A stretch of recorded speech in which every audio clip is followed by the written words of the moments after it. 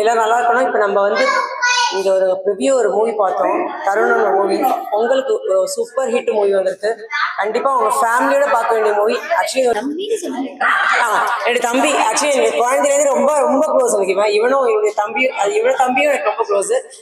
ரொம்ப எல்லாம் எடுத்திருக்கான். ஃபர்ஸ்ட் மூவி வந்து தேஜாவும் எடுத்தான், இப்போ செகண்ட் மூவி தருணம் எடுத்திருக்கான். உண்மையாகவே ஒருத்தர் வந்து வாழ்க்கையில் முன்னுக்கு வரணும், அது காரணம்னா ஃபர்ஸ்ட் அம்மாவாக இருப்பாங்க, அடுத்தது ஒய்ஃபாக இருப்பாங்க. உண்மையாக நான் இவ்வளோ காமிச்சே ஆனோம் ஒய்ஃபை.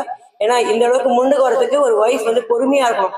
அதாவது எந்த ஃபீல்டு எடுத்தாலும் கஷ்டம் ஒரு முன்னுக்கு வருது. அதுவும் எஸ்பெஷலி இந்த மாதிரி வந்து ஒரு ஃபிலிம் இண்டஸ்ட்ரி வந்து ரொம்ப ரொம்ப லக் வேணும், இல்லை ரொம்ப பேஷன்ஸ் வேணும்.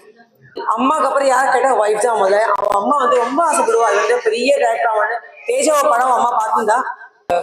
வருத்தமான விஷயம்னா அவன் அம்மா இப்போ இல்லை, பட் அவன் அம்மாவோட ஆசை வந்து வேண்டாம் செகண்ட் படம் எடுத்து பெரிய லெவலில் கிட்ட இருக்காங்க. அதுக்கு மெயின் பெரிய ஒரு தூண் யாருன்னு கேட்டேன்னா அவன் அம்மா, அடுத்தது அப்பா, நெக்ஸ்ட் அடுத்தது மாதிரி இவன் ஒய்ஃப் தான். ரொம்ப பொறுமை இந்த பொண்ணு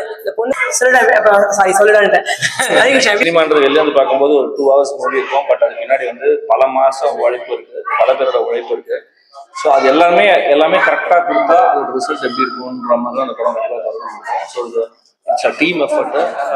என்னை நம்பின ப்ரொடியூசர், என்னை நம்பி வந்து ஆக்டர்ஸ், என்னை நம்பி வந்து டெக்னீஷியன்ஸ்.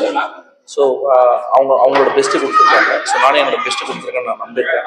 ஸோ இது வந்து ஒரு சின்ன படம். அதாவது நான் வந்து தேஜாவு பண்ணாலும் இந்த படம் இப்படி தான் பண்ணணும்னு பண்ணேன். காரணம்னா நிறைய ஹீரோஸ் உருவாக்கணுன்றது என்னோட ஐடியா. ஸோ கிஷன் தாஸ் நல்ல டேலண்ட்டு. ஸோ இந்த படத்தை பண்ணியிருக்காரு. ராஜேப்பன் ஒரு முக்கியமான ரோல் பண்ணியிருக்காரு. ஸோ இந்த மாதிரி படங்களுக்கு நீங்கள் ஆதரவு கொடுக்கும்போது தான் நிறைய நடிகர்கள் உருவாவாங்க, திறமையானவர்கள் உள்ள வருவாங்க, தயாரிப்பாளர்கள் வந்து அதை தயாரிக்க முன் வருவாங்க. ஸோ கண்டிப்பாக இந்த படத்தை தேட்டரில் பாருங்கள். கண்டிப்பாக நீங்கள் செலவு பண்ணுற அந்த டிக்கெட் காசை வந்து கண்டிப்பாக ஒவ்வொரு இதுக்கும் வந்து அது ஒர்த் அப்படின்றத நீங்கள் ஃபீல் பண்ணுவீங்க. தேங்க்யூ. ஹாப்பி.